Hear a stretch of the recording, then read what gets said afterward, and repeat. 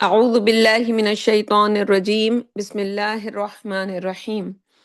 رب اشرح لی صدری ویسر لی امری واحلل عقدۃ من لسانی یفقہوا قولی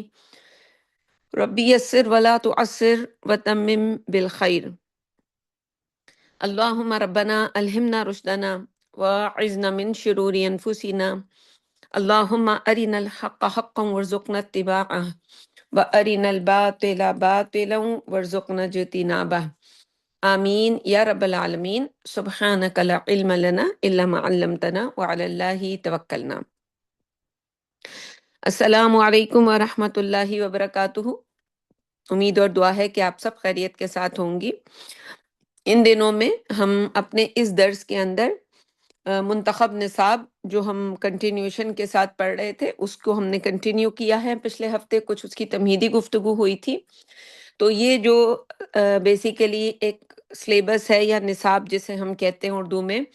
یہ اس کے 5 حصے ہیں، جن میں پہلے حصے میں 4 دروس تھے جو جامع اسباق کہلاتے ہیں، یعنی ان دروس کی جو بنیاد ہے وہ سورۃ العصر کے ان 4 سمجھ لیں لوازم پر ہے کہ یہ لازم نجات کے لیے یہ 4 کام انسان اگر کرے گا تو اس کی نجات ہو جائے گی، جو سورۃ العصر میں بیان ہوئے ہیں۔ تو اسی کو ڈسکرائب کیا گیا درس نمبر 2 میں بھی، جو کہ آیت بر نیکی کی حقیقت کی کے ٹائٹل سے وہ دوسرا درس تھا۔ پھر تیسرا درس جو ہے جس میں مقام عظیمت اور حکمت قرآنی کے اساسات سورہ لقمان کے دوسرے رکوع کی سمجھ لیں کہ درس یا اس کی روشنی میں وہی بات سمجھائی گئی ہے قرآن کی، سمجھ لیں کہ مختلف القرآن یفصل بعضہ بعضا، اور تو قرآن کی ایک حصہ دوسرے حصے کی تفصیل بیان کر رہا ہوتا ہے یا تفسیر بیان کر رہا ہوتا ہے۔ تو یا جیسے سبع من المثانی، یعنی ایک دوسرے سے مشابہ مثانی، ایک دوسرے کا جو جیسے مثنیٰ ہوتا ہے تو 2 ایک ہی جیسے مضامین جو ہیں بار بار آتے ہیں۔ اور چوتھا جو درس تھا وہ سورہ حامیم السجدہ جو ہے اس کی آیات 31 to 36 7 آیات ہیں، اور ان کا ٹائٹل عام طور پر ان دروس میں حظ عظیم کے طور پر کیا جاتا ہے۔ تو وہ تھا یعنی حصہ اول۔ پھر اس کے بعد حصہ دوم میں اب ایمان کس چیز کو کہتے ہیں اس پر 5 دروس تھے، اب میں ان کی تفصیل میں اس وقت نہیں جا رہی ہوں۔ تو سورہ فاتحہ تھی، سورہ آل عمران کی جو ہے اختتامی آیات، اسی طرح سے سورہ نور کا 5واں رکوع اور سورہ تغابن اور سورہ قیامہ۔ پھر اس کے بعد ایمان کے بعد عمل صالح وہ کس چیز کو کہتے ہیں، اس کے لیے ہم اصل میں اس حصے پر ہیں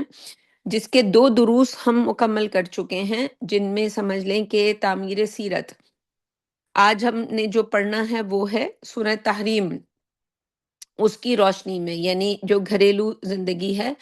اس کے عائلی زندگی کے اہم اصول کیا ہیں۔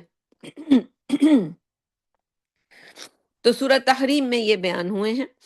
تو اس سے پہلے ظاہر ہے وہ جو ایک میاں بیوی جو بنیں گے، نکاح ہوگا، ان کا ایک گھر بنے گا اور وہ گھریلو زندگی ہوگی، لیکن ان کی جو فرد ہیں 2 فرد جو میاں بیوی کے رشتے میں بندھیں گے، ان کی تعمیر سیرت، ان کی کردار، تو وہ پہلے ہم پڑھ چکے ہیں کہ تعمیر سیرت کے جو اساسات ہیں وہ سورہ مومن اور سورہ معارج کی جو آیات ہیں ان میں ہم نے ان کو دیکھا تھا، اور اس کے بعد سورہ فرقان کا جو آخری رکوع تھا اس کے اندر پھر وہی سمجھ لیں کہ مزید وضاحت ان چیزوں کی یا پروفاؤنڈ فارم میں وہاں آیا تھا۔ تو ایک انسان کی تعمیر ہو جائے گی، اور جب وہ تعمیر شدہ لوگ آپس میں ایک گھریلو زندگی جو ہے وہ اس کی ابتدا کریں گے نکاح کے ساتھ، تو یہ پورا اللہ کا منصوبہ ہے۔ اس کے جو اللہ کا جو بھی منصوبہ ہوگا، ہم نے ابھی بہت سا لٹریچر ایسا پڑھایا اور پڑھا اور دیکھا اس سے، اور دن رات جو گفتگو آپ سے ہوتی ہے اس کا لب لباب یہی ہوتا ہے کہ شیطان جو ہے وہ اللہ کے مقابلے میں اپنی بادشاہت کو کھڑا کر کے بیٹھا ہوا ہے، اور جو کام اللہ کے ہاں ہونا ہے اس کے اندر رکاوٹیں ڈالتا ہے۔ جیسے اللہ چاہتا ہے اس کے خلاف لوگوں کو کرواتا ہے، جو بھی ان کے جذبات کو ابھارتا ہے۔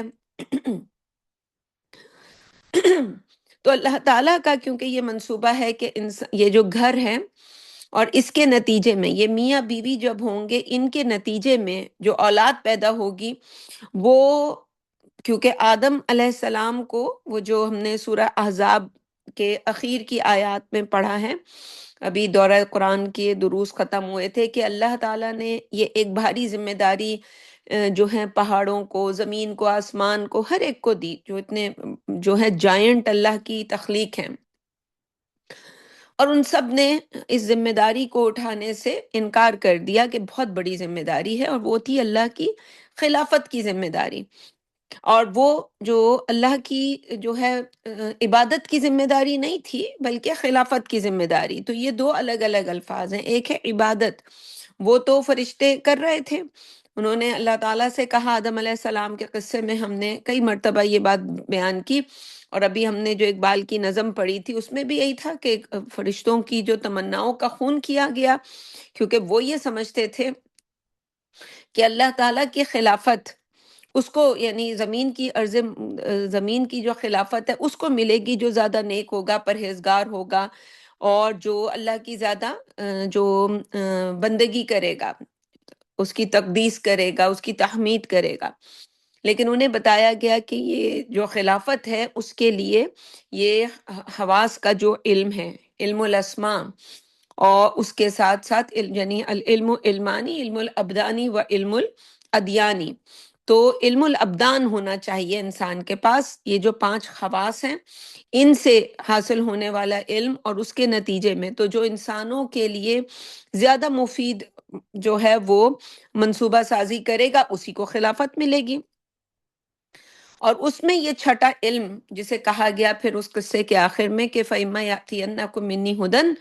فَمَن تَبِعَ هُدَايَ فَلَا خَوْفٌ عَلَيْهِمْ وَلَا هُمْ يَحْزَنُونَ، کہ بس پھر اس کے بعد جس کے پاس یہ 5 علوم، یعنی یہ جو ہمارے سینسز ہوتے ہیں، 5 سینسز،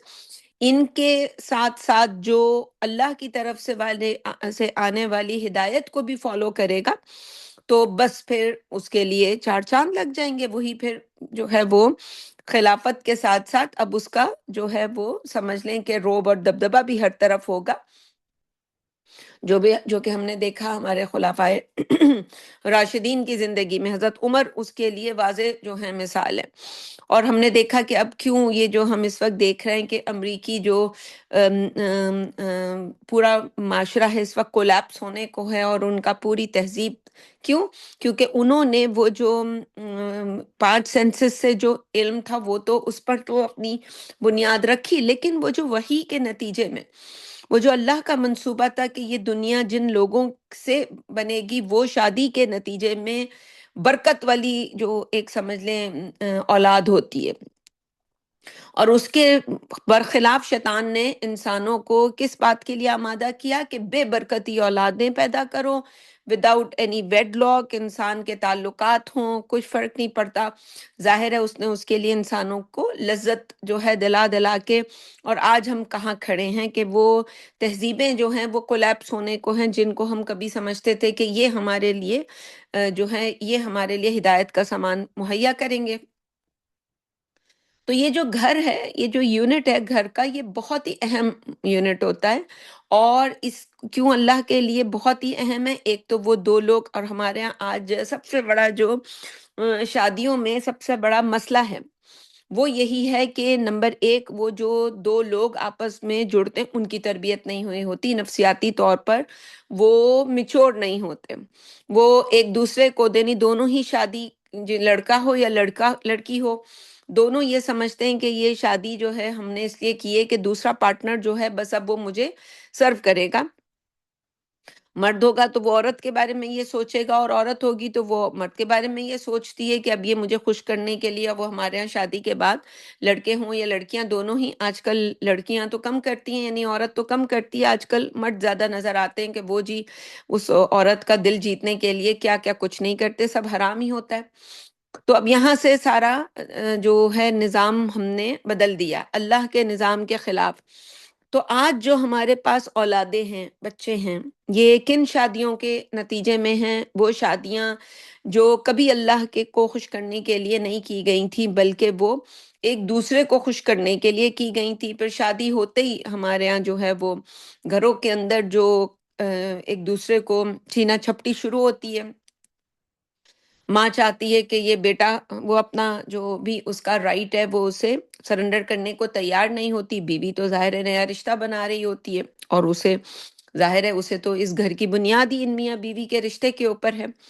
تو پھر ہم دیکھتے ہیں کہ پورا کا پورا نظام جو ہے آج، چاہے وہ مسلمانوں کا ہو یا نان مسلموں کا ہو، وہ کولیپس ہونے کو ہے۔ یہ جو بچے ہیں، ہم سوچتے ہیں کہ ہم نے ان کو کسی سے کل بات ہو رہی تھی تو وہ بھی بہن اسی طرح سے گفتگو کر رہی تھی کہ ہم تو ان کو حلال کھلاتے ہیں۔ ہاں، یہ بات ٹھیک ہے کہ آج آپ ان کے لیے بڑی محنت سے کما کے لاتے ہیں اور اس کو کھلاتے ہیں، لیکن پیچھے جو آپ نے اللہ کے پورے نظام کو، آج آپ جس نظام کی کو سپورٹ کر رہے ہیں ہم سب، وہ کس کی مدد کر رہا ہے؟ وہ تو شیطان کی مدد کر رہا ہے۔ تو ہم آج اللہ کے نظام میں بھلے آج اب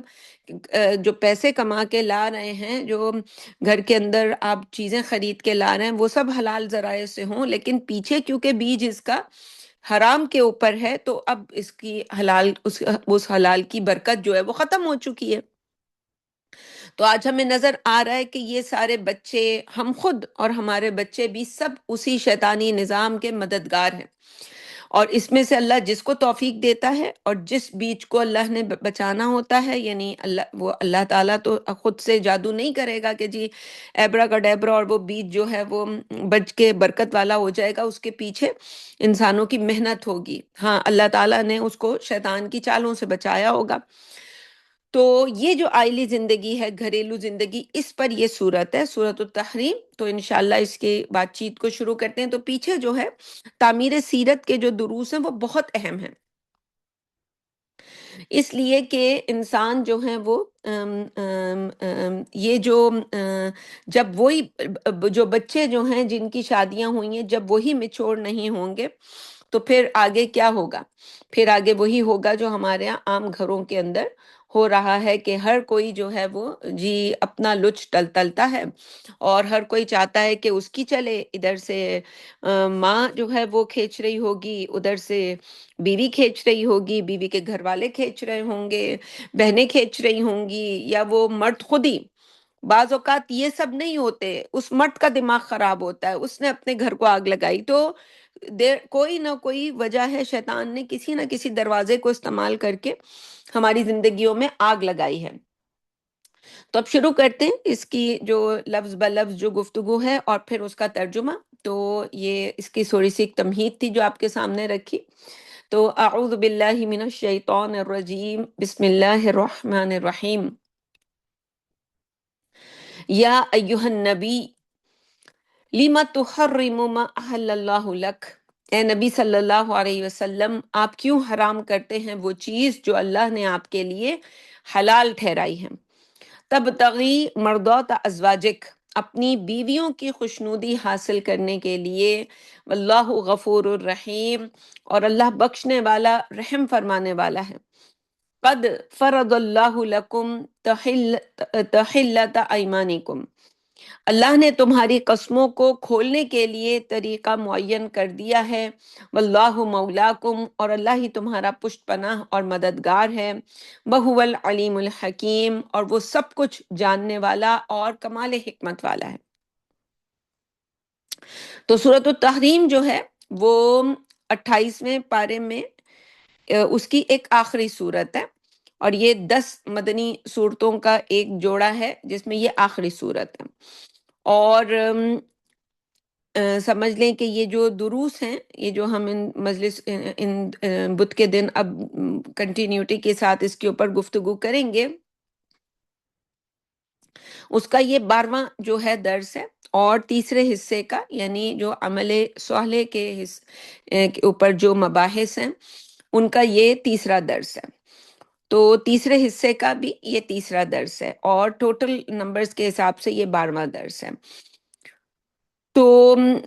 مانوی ربط میں نے کچھ آپ کے سامنے ایک طرح سے رکھ دیا ہے کہ پہلے 4 جو اسباق ہیں ان میں انسان کی کامیابی اور فوز و فلاح کے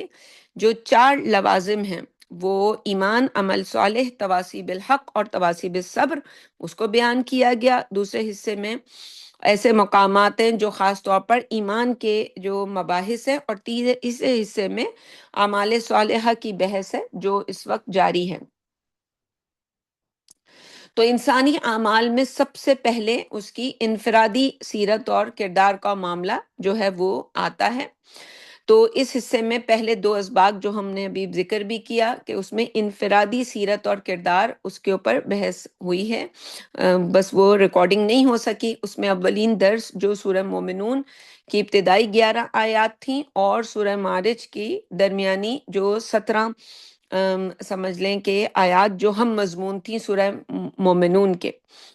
جس میں قرآن میں جو تعمیر سیرت کے لیے جو بنیادیں فراہم کی گئی ہیں اس کی تعمیر خودی، اس کا جو پورا کا پورا ایک پروسیجر بتایا گیا ہے۔ اور سورہ فرقان کے آخری رکوع میں سمجھ لیں جو دوسرے سبق میں سے ہے، تو اس میں یہ بات سامنے آئی کہ ایک مکمل طور پر تعمیر شدہ جو بندہ مومن ہوتا ہے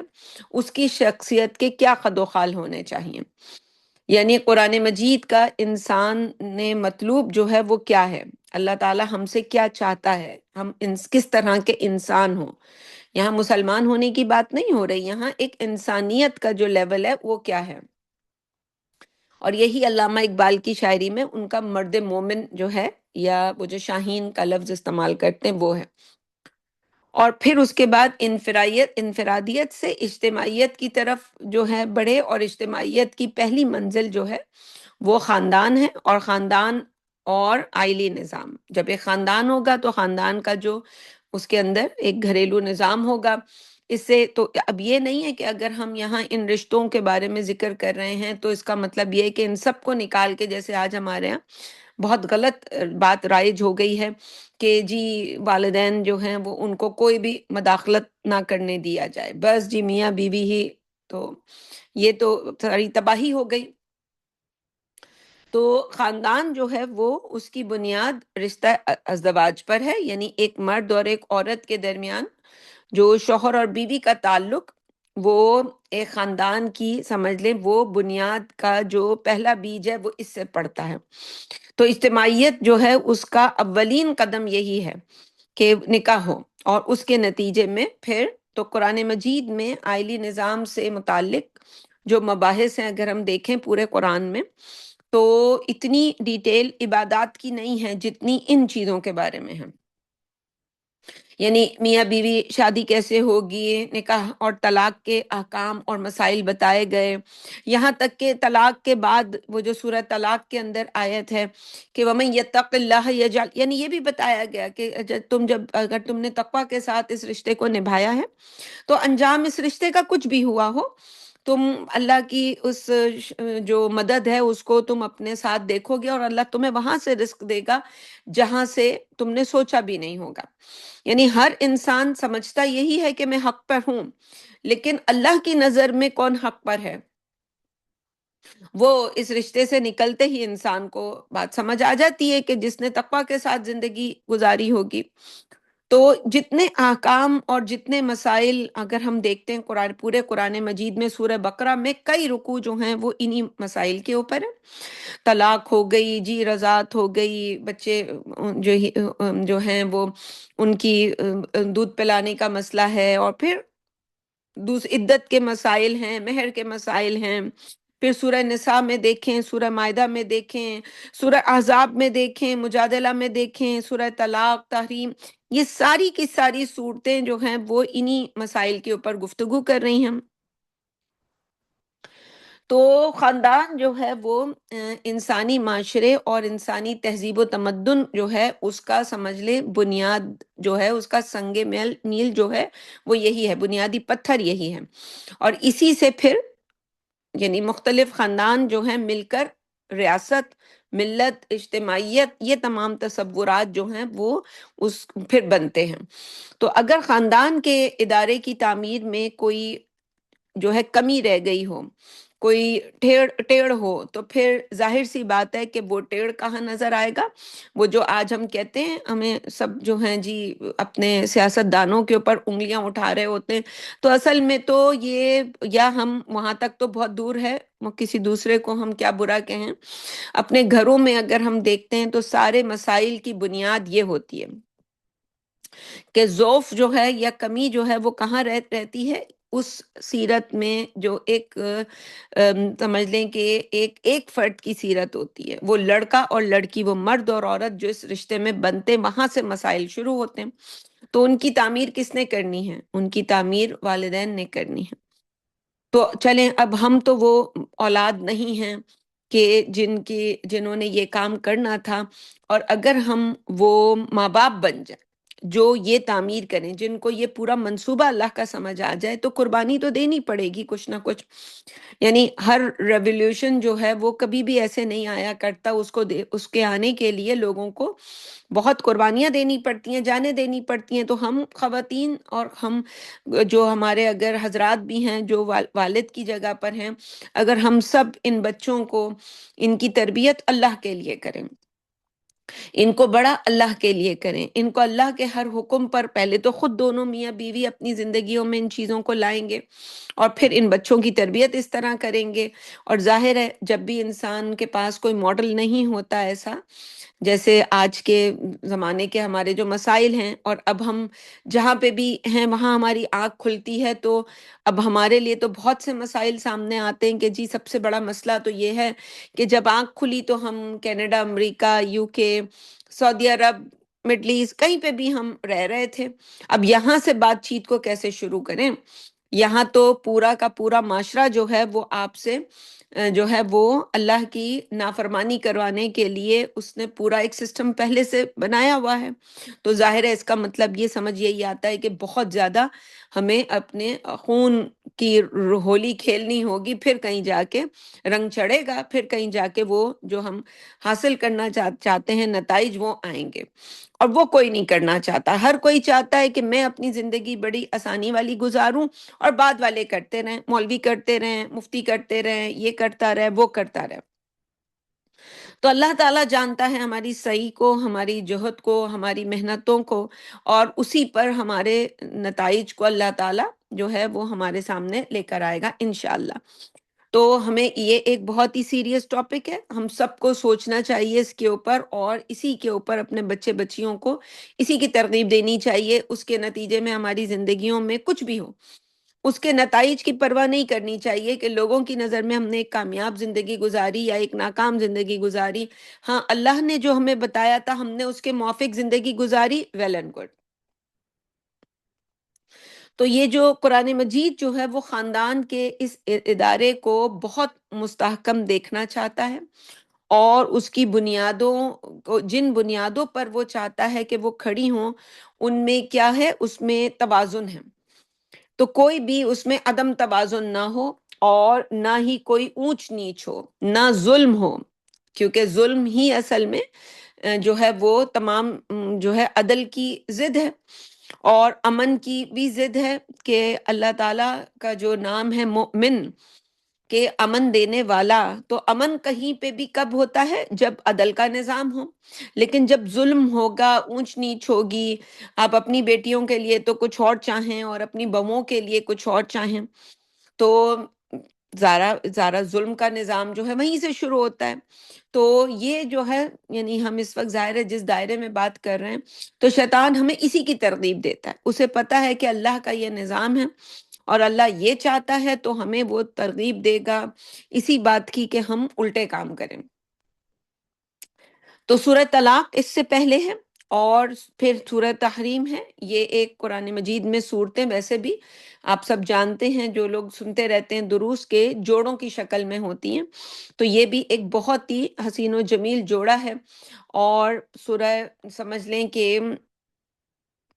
جو قرآن مجید میں سورہ بقرہ ہے، سورہ نساء وغیرہ، جن میں آئلی زندگی کے، یعنی گھریلو آئلی زندگی، یعنی انسان کے خاندان، اور خاندان جو شروع ہوتا ہے وہ میاں بیوی کے شادی کے بندھن سے شروع ہوتا ہے۔ تو اس پر جو ہے وہ سمجھ لیں کہ محدود گفتگو جو ہے وہ اگر دیکھا جائے تو بہت گفتگو ہو چکی ہے،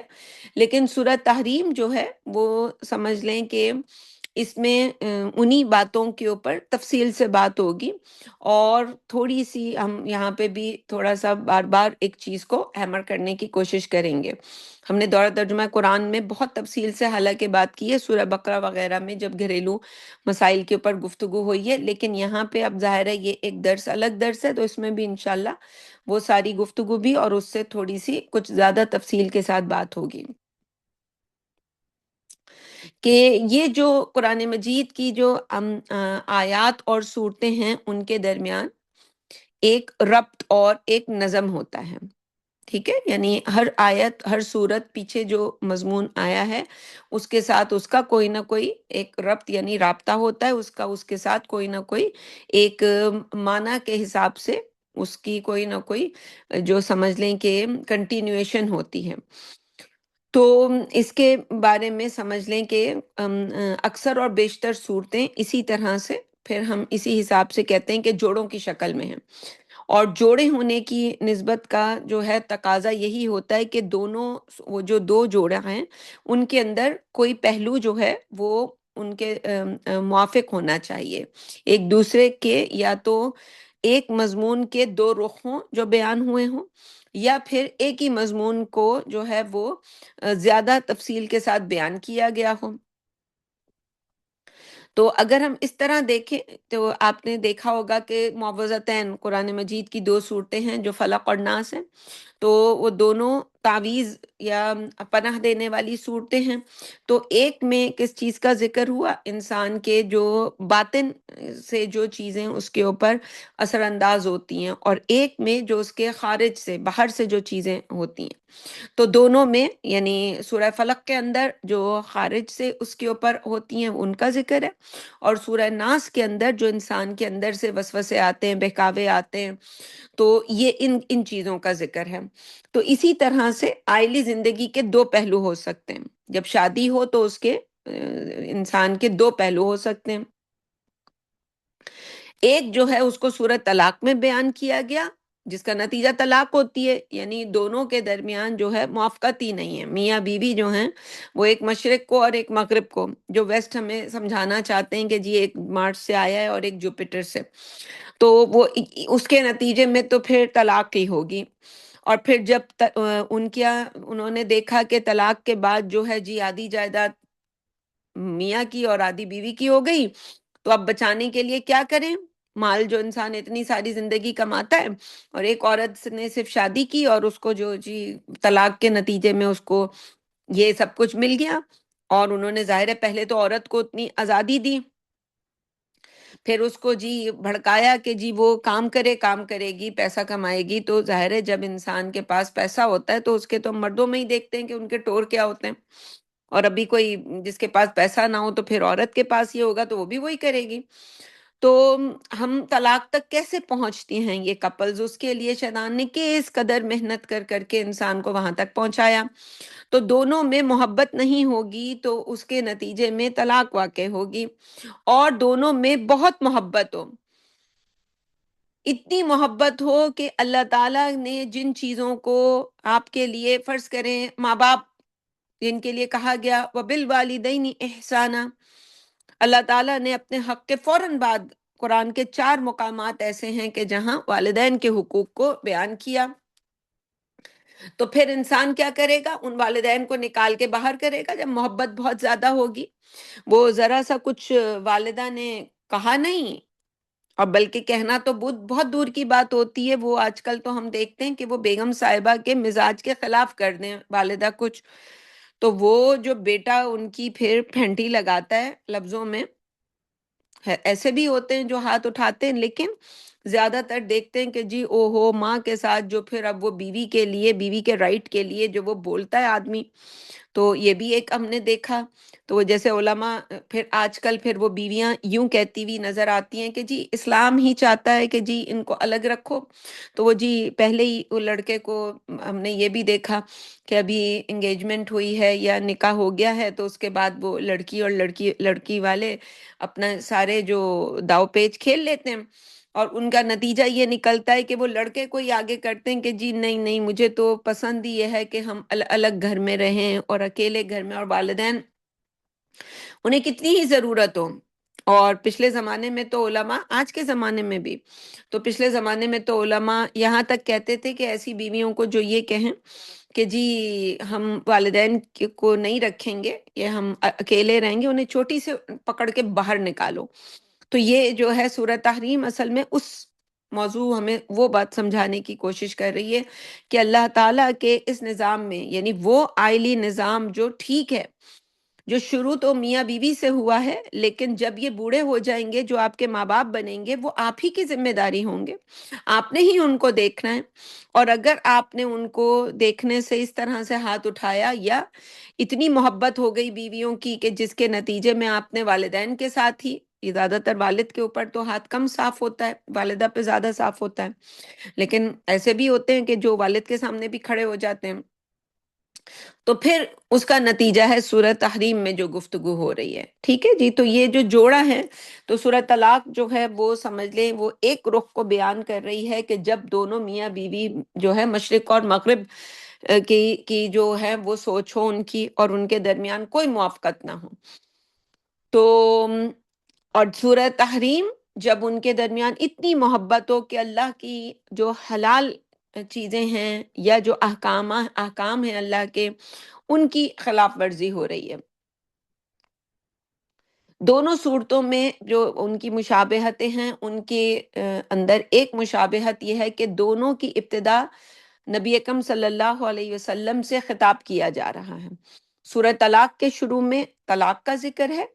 اور مگر چونکہ نبی اکرم صلی اللہ علیہ وسلم کی حیات طیبہ میں طلاق کا کوئی واقعہ نہیں ہوا، لہٰذا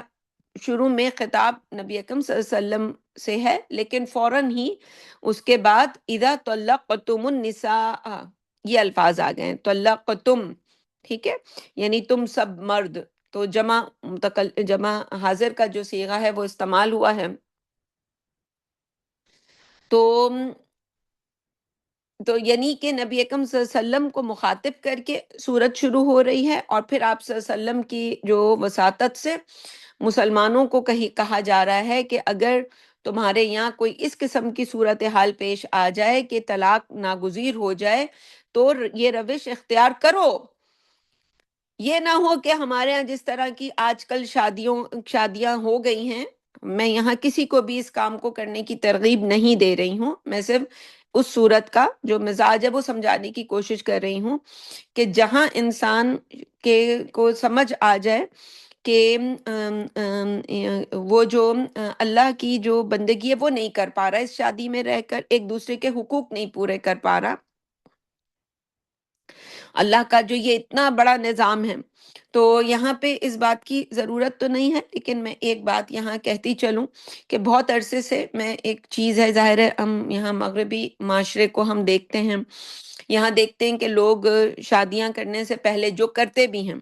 تو وہ ایک لمبے عرصے تک ایک دوسرے کے ساتھ رہتے ہیں، اور ساتھ رہ کر دیکھتے ہیں کہ جی ہم ایک دوسرے کے موافق، جسے ہم ڈیٹنگ کہتے ہیں، تو وہ کرتے ہیں، اور کرنے کے بعد یہ فیصلہ کرتے ہیں کہ ہمیں ساتھ رہنا چاہیے۔ تو اور دوسری طرف جب ہم نے دیکھا کہ ہمارے یہاں ہر گھر میں جو شادی ہے، ہر گھر میں نو ایکسیپشن، وہ اوپر سے ہمارے یہاں یہ ایک رواج بن گیا ہے کہ ہر کوئی دوسرے کو یہ دکھاتا ہے کہ بڑی آئیڈیل میرج ہے، رکھاؤ،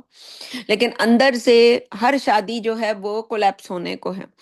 ہمارے یہاں زیادہ تر جو شادیاں ہیں وہ نظر آتا ہے کہ ان میں خواتین اور مرد جو ہیں وہ، یعنی بہت سے تو ہم نے 90% تو ایسے لوگ دیکھے کہ جی وہ طلاق، 3 طلاقیں دی ہوئی ہوتی ہیں پھر بھی رہ رہے ہوتے ہیں ساتھ ساتھ۔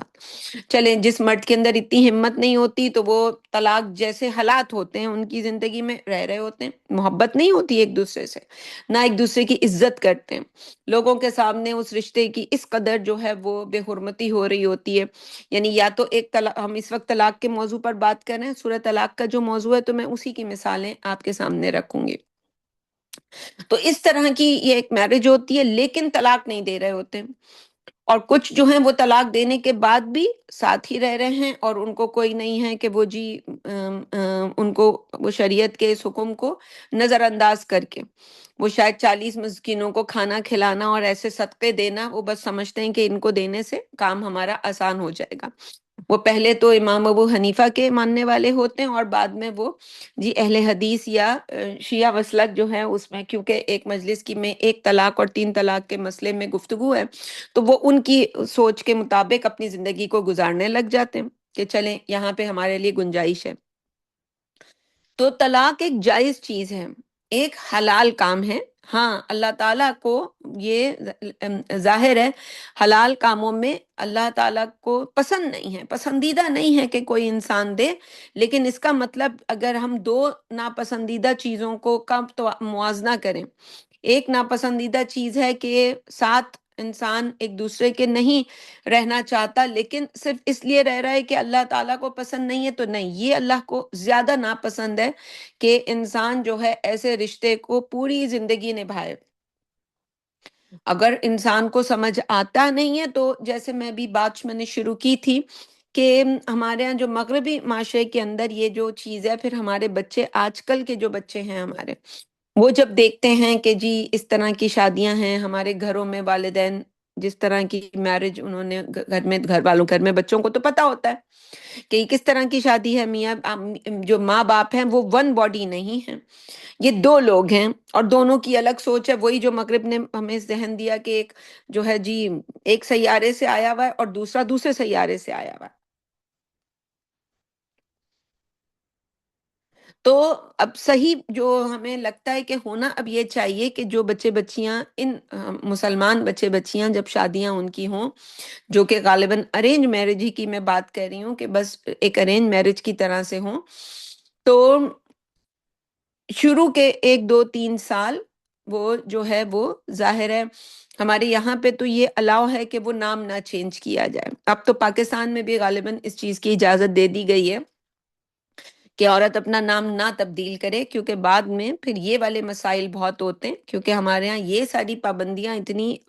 ایک زنجیروں میں جکڑ دیا جاتا ہے خاص طور پہ عورت کو، کہ پھر وہ اس شادی سے نہ نکلنے کے لیے ساری زندگی اسی شادی کو نبھاتی رہتی ہے۔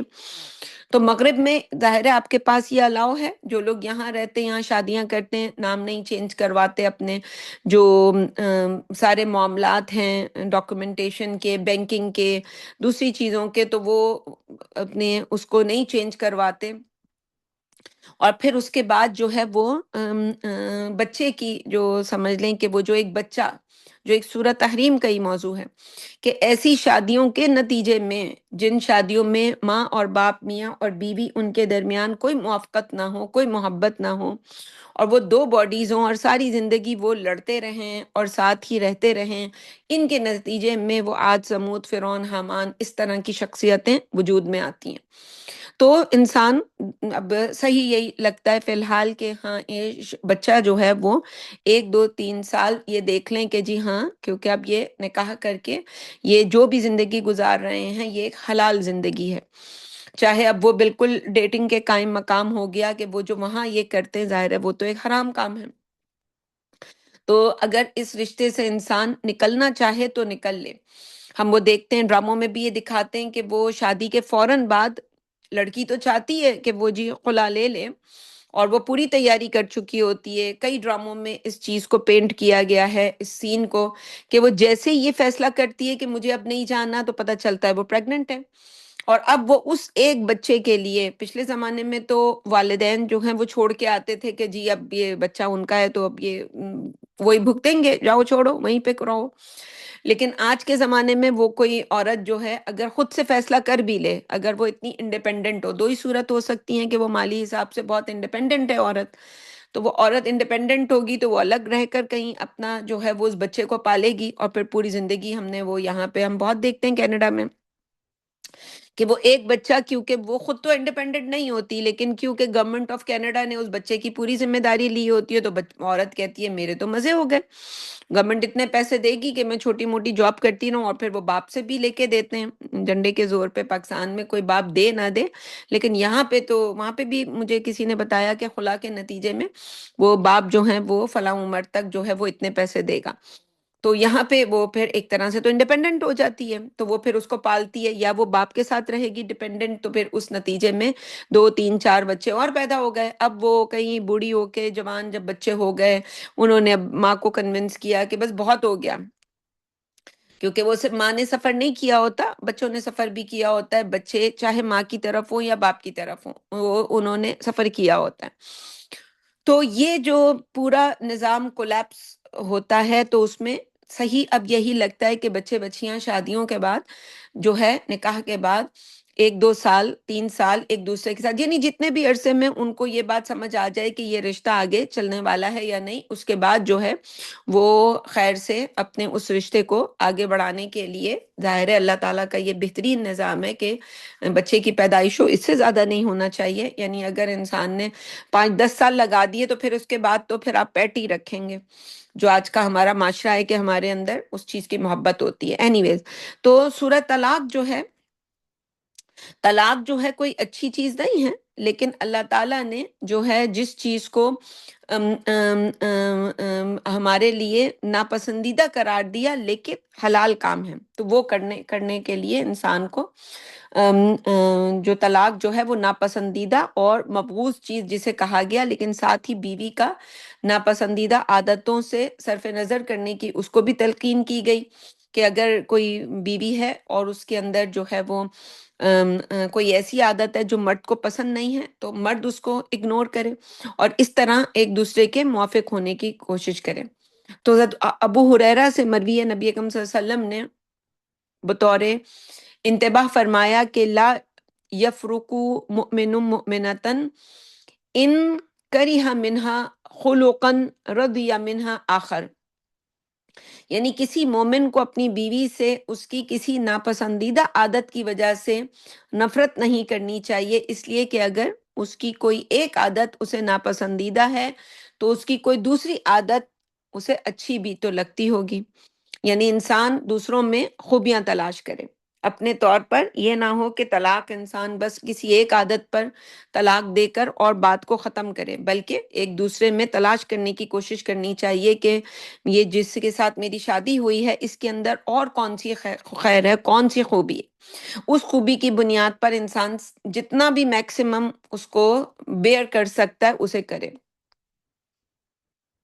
تو نبی اکرم صلی اللہ علیہ وسلم کے اس ارشاد کی روشنی میں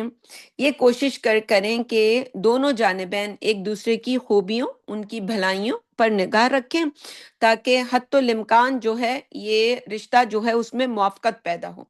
اسلام تو یوں چاہتا ہے، ایسا نہیں ہو سکتا کہ آپ دونوں کی شادی ہوئی اور جی ہم سمجھتے ہیں کہ وہ یہ بھی اللہ تعالیٰ وہاں جو دعا ہو رہی ہوتی ہے نکاح کی مجلس میں تو انشاءاللہ اس کے نتیجے میں اللہ تعالیٰ محبت پیدا کرتا ہے، لیکن اسباب کی دنیا ہے، اس میں ایک دوسرے کے مزاج کو سمجھنا پڑے گا، ایک دوسرے میں خوبیاں تلاش کرنی پڑیں گی، ان کی غلطیوں کو نظر انداز کرنا پڑے گا، تو پھر یعنی یہ ساری محنت تو انسان کو کرنی پڑے گی، یہ نہیں ہوگا کہ جو ابھی گفتگو ہم نے کی بس اس کے بلبوتے پر انسان نے فوراً ہی ایک دو دن میں فیصلہ کیا کہ نہیں اس بندے کے ساتھ تو میں نہیں رہ سکتا یا نہیں رہ سکتی، پھر اللہ تعالیٰ بھی آسانیاں پیدا کرتا ہے، پہلے انسان کوشش کرتا ہے پھر اللہ تعالیٰ آسانیاں پیدا کرتا ہے،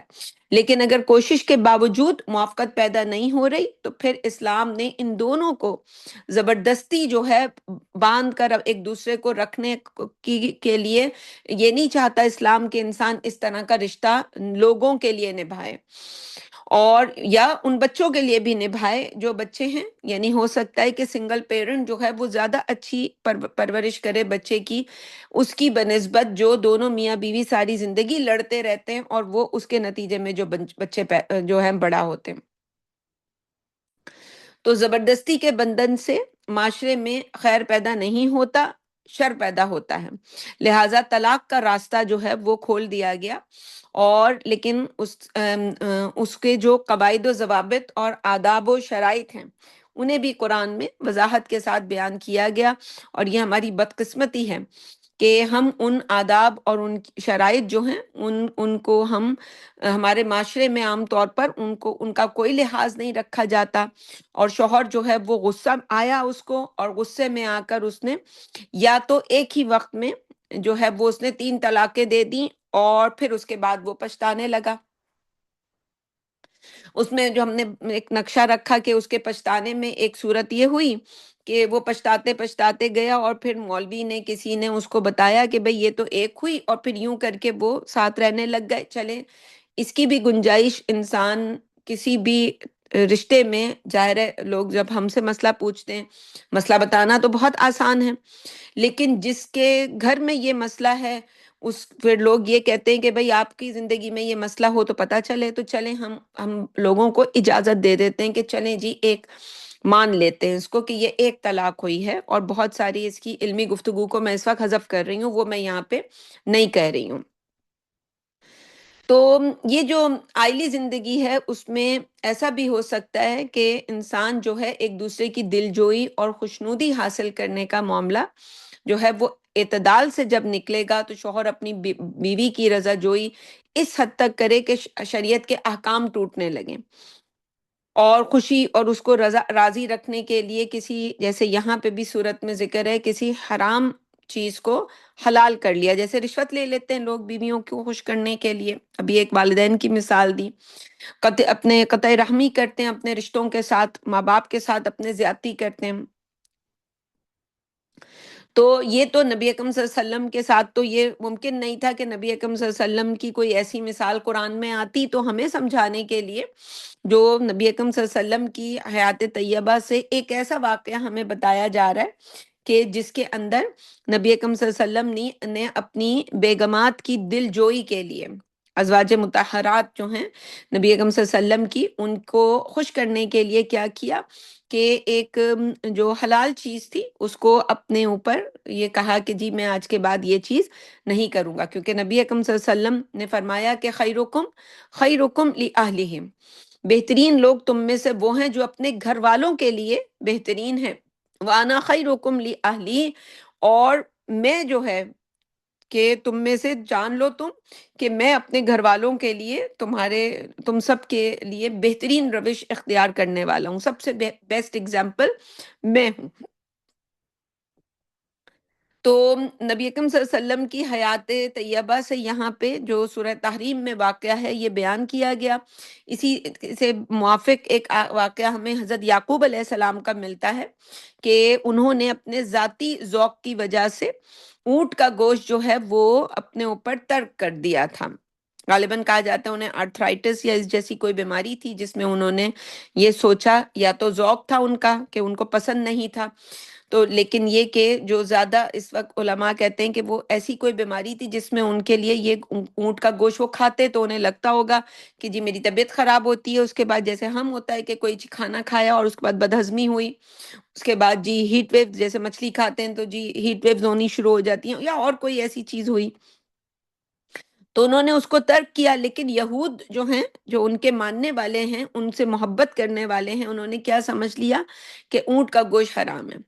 تو گویا نبی اکرم صلی اللہ علیہ وسلم کے اس ذاتی ذوق کو جو انہوں نے نبی اکرم صلی اللہ علیہ وسلم سمجھ لیں کہ، اور انہوں نے یہودیوں میں یہ بات جانتے ہوں گے آپ سب بھی کہ انہوں نے پھر نبی اکرم صلی اللہ علیہ وسلم کے اوپر یہ ایک جو ہے وہ ان کے اوپر نبی اکرم صلی اللہ علیہ وسلم پر ایسا معاملہ کیا کہ جی اسلام یہ کیسا دین ہے، دین اسلام کے جس کے اندر جو ہے اونٹ کا گوشت حلال ہے، جبکہ یعقوب علیہ السلام جو تھے ان کے اوپر تو یہ حرام تھا۔ تو پھر قرآن نے اس کی جو ہے تفصیل بیان کی ہے غالباً 4 سپارے کے ابتدائی آیات میں۔ تو یہ جو سورہ تحریم میں اس واقعے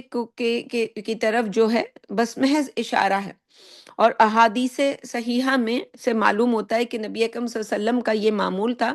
کہ آپ صلی اللہ علیہ وسلم جو عصر کی نماز کے بعد تھوڑی دیر کے لیے یعنی رات گزارنے کا معاملہ تو کسی ایک بیگم کے پاس ہوتا تھا،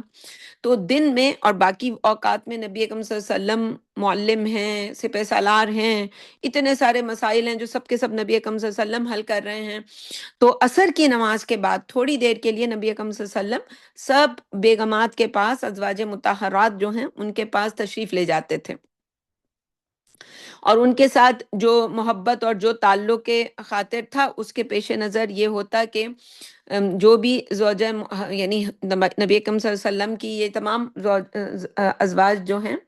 وہ ظاہر ہے ان کی تمنا یہی ہوتی ہوگی اور سب یہی کوششیں کرتی ہوں گی، جب ظاہر ہے ہم سب تو آج ایک ایسے سسٹم میں ہے نا جس میں ہر شوہر کی ایک ہی بیوی ہوتی ہے، تو وہ بیوی اب بیچاری جو چاہے اس شوہر کے ساتھ کرے وہ تو مجبور محض ہوتا ہے، لیکن جہاں بیویاں زیادہ ہوتی ہیں تو وہ ہر بیوی یہ چاہتی ہے کہ میں اس کا زیادہ وقت اچیو کروں اور میں زیادہ اچھی تیاری کروں، زیادہ اچھے سے خدمت کروں، یعنی ہر عورت کا اپنا مزاج ہوتا ہے جیسے ہر مرد کا اپنا مزاج ہوتا ہے، کچھ مزاج میں خدمت کو اور زیادہ ہوتی ہیں، کچھ جو ہیں جی وہ دوسرے طریقے سے مردوں کو لبھانے کی کوشش کرتی ہیں، تو جو بھی طریقہ کار ہر بیگم کی کوئی الگ عادت ہوتی ہوگی، لیکن سب کی کوشش یہی ہوتی کہ وہ نبی اکرم صلی اللہ علیہ وسلم کو زیادہ سے زیادہ ان کی توجہ کو وہ حاصل کریں۔ تو ایسے میں جو واقعہ نقل ہوتا ہے حدیث کی کتابوں میں وہ یہی ہے کہ نبی اکرم صلی اللہ علیہ وسلم جو تھے وہ نبی اکرم صلی اللہ علیہ وسلم اپنے طور پر تو کامل عدل کرتے ہوں گے وقت کے حساب سے کہ وقت پورا دینا ہے، لیکن ہر زوجہ جو ہے وہ یہ اپنی محنت میں کہیں نہ کہیں کچھ اچیو کر لیتی ہوں گی۔ تو یہ بیان کیا جاتا ہے کہ حضرت زینب بنت جہش جو ہیں وہ ان کے یہاں معمول سے زیادہ نبی اکرم صلی اللہ علیہ وسلم کو دیر ہونے لگی، اور وہ جو بیان یہ کیا جاتا ہے کہ ان کے پاس کہیں سے کوئی شہد آیا ہوا تھا، اور نبی اکرم صلی اللہ علیہ وسلم کو کیونکہ میٹھا یا شہد بہت مرغوب تھا، اس لیے جو ام المومنین حضرت زینب جو ہیں انہوں نے آپ صلی اللہ علیہ وسلم کو شہد پیش کیا، جس کو نوش فرمانے میں نبی اکرم صلی اللہ علیہ وسلم نے وہاں پہ زیادہ دیر ٹھہرے، پھر کئی روز تک یہی معمول ہوا۔ سو حضرت عائشہ حضرت حفصہ نے مل کر یہ تدبیر کی کہ آپ صلی اللہ علیہ وسلم کیونکہ حضرت زینب کے ہاں شہد جو ہیں وہ یعنی کسی وجہ سے دیر انہیں لگتی ہے تو وہ شہد پینا چھوڑ دیں، تو انہوں نے یہ کیا کہ نبی اکرم اور وہ شہد جو تھا مغافیر ایک خاص پھول ہوتے ہیں ان کا شہد تھا، تو اس کی کوئی خاص ایک اسمیل ہوتی ہے، یعنی بسانت جسے ہم کہہ سکتے ہیں، کوئی ہیک ہوتی ہے اس کی، تو نبی اکرم صلی اللہ علیہ وسلم جب ان کے حجرے میں آتے تو یہ کہتی ہیں کہ آپ کے منہ سے بو آ رہی ہے، تو نبی اکرم صلی اللہ علیہ وسلم کو جو ہے یہ احساس ہوتا کہ اچھا جو ہے میرے منہ سے جو ہے یہ شاید میں نے جو شہد کھایا یہ اس کی وجہ سے جو ہے یہ اسمیل ہے، تو ٹھیک ہے نبی اکرم صلی اللہ علیہ وسلم نے یہ عہد کر لیا اور قسم کھا لی کہ آئندہ جو ہے یہ شہد استعمال نہیں کریں گے۔ تو ہمارے نبی جو ہیں دین کے اندر نبی اکرم صلی اللہ علیہ وسلم کا جو مقام ہے وہ یہی ہے کہ اگر نبی اکرم صلی اللہ علیہ وسلم نے اپنے اوپر اس چیز کو حرام کر لیا ہوتا تو یہ باقی تفصیلات تو حدیثوں میں ملے گی آپ کو اور ان کی تفصیلات میں ملے گی، لیکن عام لوگ کیا سمجھتے کہ جی شہد جو ہے وہ حرام ہے، اور یہ جو ہے پھر وہ یہ رائج ہو جاتی یہ بات، اور اتنی جو قرآن جس کو شفا کہہ رہا ہے انسانیت اتنی بڑی جو سمجھ لیں نعمت ہے اس سے محروم ہو جاتی، تو اس کے لیے نبی اکرم صلی اللہ علیہ وسلم کو سمجھ لیں کہ ابتدائی جو آیات ہیں ان میں ٹوک دیا گیا، تو اس ٹوکنے سے متعلق یہ بات بھی واضح ہوئی کہ حلال و حرام اور جائز و ناجائز کی جو حدود ہیں وہ مقرر کرنے کے متعلق اور اس کے قطعی اختیارات صرف اللہ کے ہاتھ میں ہیں کہ کون سی چیز جائز ہوگی، کون سی چیز ناجائز ہوگی، کون سی چیز حلال ہوگی، کون سی چیز حرام ہوگی، اور نبی بھی اگر کسی شے کو اپنے اوپر حلال یا حرام قرار دیتا ہے تو اس صورت میں اللہ تعالیٰ کی طرف سے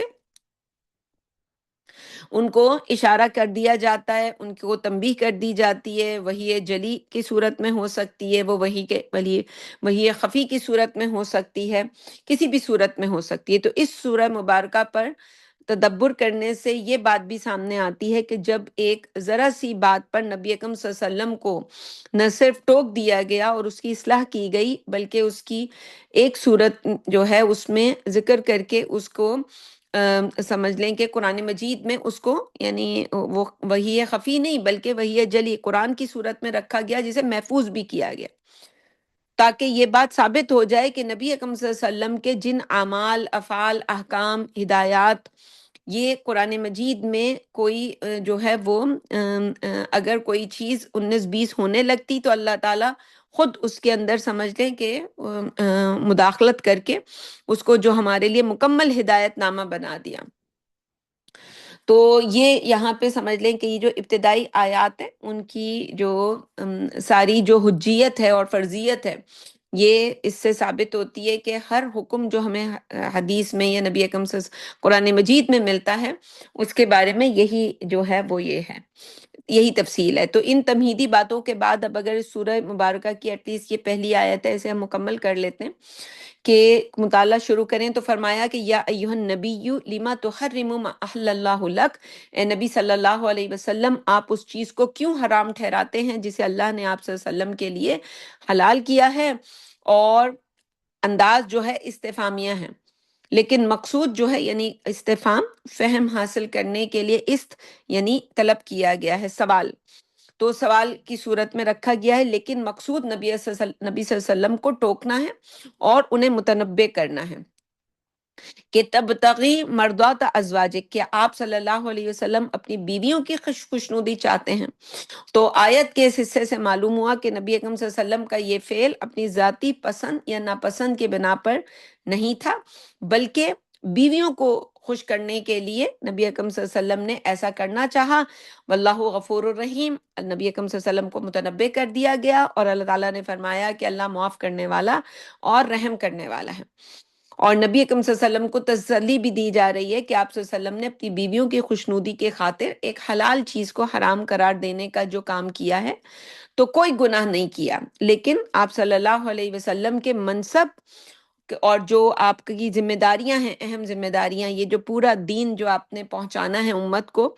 اس کے اعتبار سے مناسب نہیں ہے، لہٰذا اللہ نے آپ نبی اکرم صلی اللہ علیہ وسلم کو ٹوک کر ان کی اصلاح جو ہے وہ کر دی، اور اللہ تعالیٰ کے پاس یہ رائٹ موجود ہے۔ تو یہ بات بھی نبی اکرم یہاں پر جو ہے سمجھ لینی چاہیے کہ ایک حلال چیز کو اپنے لیے حرام قرار دینے پر اس جو ہے وہ شد و مت کے ساتھ نبی اکرم صلی اللہ علیہ وسلم کو ٹوک دیا گیا، تو کسی حرام کو حلال کرنے پر اللہ کا کیسا غضب ہوگا۔ تو دوسری آیت میں فرمایا کہ قد فرض اللہ لکم تحلۃ ایمانکم، کہ اللہ ایسی قسموں کو کھولنے کا ایک راستہ تمہارے لیے مقرر کر چکا ہے، اور وہ سورہ مائدہ کی آیت نمبر 89 جو ہے اس کی طرف اشارہ ہے، جس میں واضح کیا گیا کہ اگر کسی شخص نے کوئی قسم کھا لی ہو کہ اب اس کے لیے کھولے گا، اور کھولنے کا کفارہ بتا دیا گیا کہ وہ یہ ہے کہ 10 مساکین کو کھانا کھلائے، اور وہ کھانا ایسا ہو جو انسان اپنے گھر والوں کو کھلاتا ہے، یا 10 مساکین کو لباس مہیا کرے، یا کسی ایک غلام یا لونڈی کو آزاد کرائے، یعنی یہ تو بہت ہی بڑی چیز ہو گئی۔ اور اگر کسی کو ان میں سے کسی کی بھی استقامت نہ ہو، یعنی استطاعت نہ ہو، تو اس کا جو بدل ہے وہ یہ بتایا گیا کہ وہ شخص جو ہے جس نے قسم کھائی ہے اور اب وہ اس کا کفارہ ادا کرنا چاہتا ہے، 3 روزے رکھے۔ تو یہاں فرمایا جا رہا ہے کہ قسم کو کھولنے اور عہد کی پابندی سے نکلنے کا اللہ تعالیٰ نے جو طریقہ بتایا ہے اس طریقے کو فالو کریں، اس لیے جب بھی کوئی ایسی صورت پیش آ جائے تو کفارہ ادا کر کے قسم کھول دینی چاہیے۔ اور واللہ مولاکم، آگے فرمایا کہ اور یہ بات جان لیجئے کہ اللہ جو ہے آپ صلی اللہ علیہ وسلم کا اور سب مسلمانوں کا مددگار اور پشت پناہ ہے، وہ صرف اللہ ہی ہے، لہٰذا اسی کی رضا اور خوشنودی کو ہمیشہ مقدم رکھنا چاہیے، چاہے انسان نکاح کے اندر ہو، نکاح سے باہر ہو، طلاق کے معاملات ہوں، خلا کے معاملات ہوں، شادی ہو رہی ہو، شادی نہیں ہو رہی ہو، والدین کے ساتھ معاملہ ہو، بہن بھائیوں کے ساتھ معاملہ ہو، رشتہ داروں کے ساتھ معاملہ ہو، تو وَهُوَ العلیم الحکیم، اور وہی ہے سب کچھ جاننے والا اور کمال حکمت والا. یعنی وہ جو بھی حکم دیتا ہے وہ الٹپ نہیں ہوتے کہ اللہ کا یہ دل کیا، یہ مرضی ہوئی، نہیں، بلکہ اپنے علم کامل کی بنیاد پر دیتا ہے. اور اس کی حکمت جو ہے وہ بھی، حکمت بالغہ جو ہے وہ اس کی بنیاد پر ہوتا ہے. تو سورہ تحریم کی سمجھ لیں یہ دو ابتدائی آیات ہیں جن کو اس وقت ہم نے مطالعہ کیا، اور آگے سے جو ہم آیات ہیں، آیت نمبر 3 سے آگے انشاءاللہ اگلے ہفتے اس کے اوپر گفتگو کریں گے. امید ہے کہ یہ دو پہلو جو ہیں ہماری شادیوں میں، ہم میں سے تقریباً کچھ نہیں تو 90-95% لوگ تو شادی شدہ ہی ہوں گے. تو وہ جس سمت پہ بھی کھڑے ہوں، اس رخ پہ ہوں یا اس رخ پہ ہوں، انہیں پتہ ہونا چاہیے، شادی میں ہوں، شادی سے باہر ہوں، شادی کرنے کے خواہاں ہوں، شادی سے نکلنے کے خواہاں ہوں، اللہ کا ڈر، اللہ کو اپنا مولا یا اپنا جو ہے وہ اس کو خوش کرنے کے لیے اپنی زندگی گزارنا، اس کے علم اور اس کی حکمت پر انسان کا کامل یقین ہونا، یہی اللہ پر ایمان ہے. اس کے اوپر انشاءاللہ انسان توجہ دے. مختصر دعا کر لیتے ہیں، آج کے درس کو انشاءاللہ اتنا ہی رکھتے ہیں، اور اگلے ہفتے اس کی تمہیدی باتیں بھی ہوں گی اور انشاءاللہ آگے بھی گفتگو کریں گے. دعا کر لیتے ہیں. اعوذ باللہ من الشیطان الرجیم، بسم اللہ الرحمن الرحیم.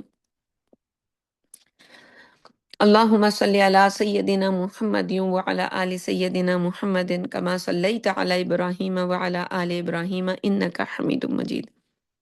اللہم بارک علی محمد وعلی آل محمد کما بارکت علی ابراہیم وعلی آل ابراہیم انک حمید مجید. بسم اللہ الرحمن الرحیم. الحمد للہ رب العالمین الرحمن الرحیم مالک یوم الدین. ایاک نعبد و ایاک نستعین. اہدنا الصراط المستقیم صراط الذین انعمت علیہم غیر المغضوب علیہم ولا الضالین آمین. اے اللہ غفور الرحیم، ہم پر رحم فرما. اللہم آنس وحشتی فی قبری، اللہم ارحمنی بالقرآن العظیم وجعلہ لی اماما ونورا وہدا ورحمہ. اللہم ذکرنی منہ ما نسیت وعلمنی منہ ما جہلت وارزقنی تلاوتہ آناء اللیل وآناء النہار واجعلہ لی حجتا یا رب العالمین. اے اللہ قرآن مجید کے ذریعے سے ہم پر رحم فرما دے یا اللہ. ہمارے لیے قرآن مجید کو ہمارا رہنما، ہمارا امام، ہمارے لیے نور، ہدایت، رحمت بنا دے. اے اللہ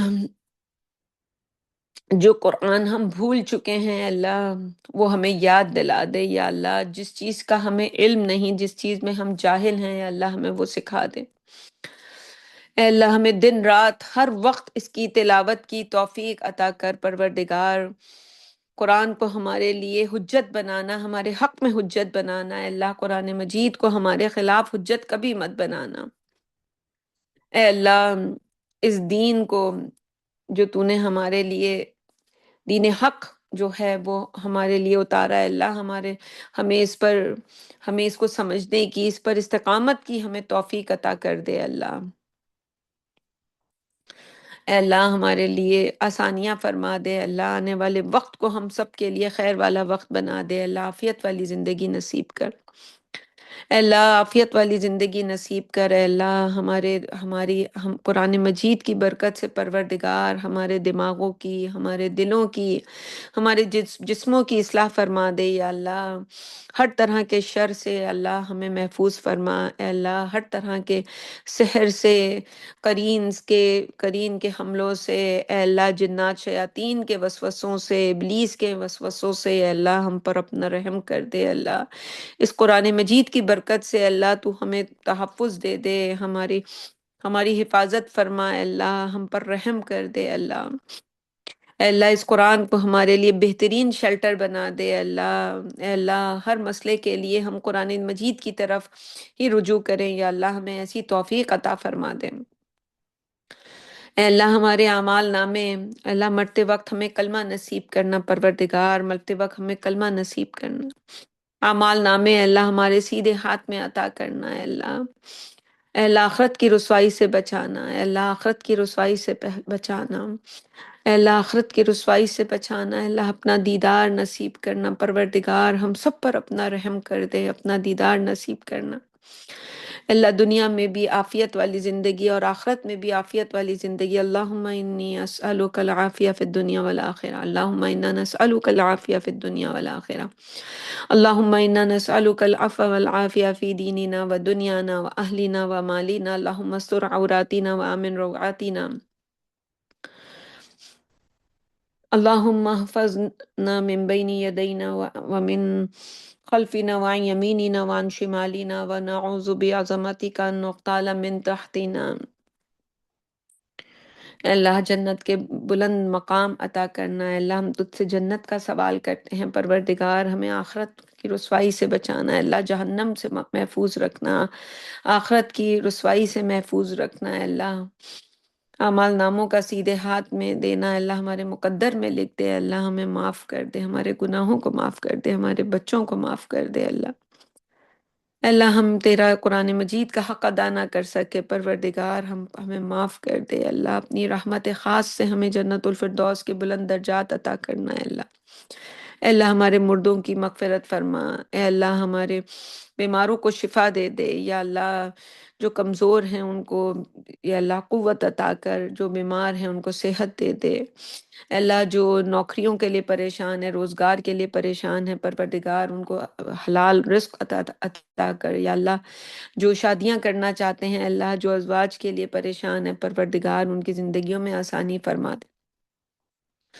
اے اللہ غیب سے ان کے لیے بہترین جوڑے عطا کر پروردگار، ان کی مدد کر اے اللہ، صحت عطا کر اے اللہ، ہر طرح کا رزق کی فروانی کر دے پروردگار، ہم پر اپنا رحم کر دے، آمین برحمتک یا ارحم الراحمین، سبحان ربک رب العزت عما یصفون وسلام علی المرسلین والحمد للہ رب العالمین،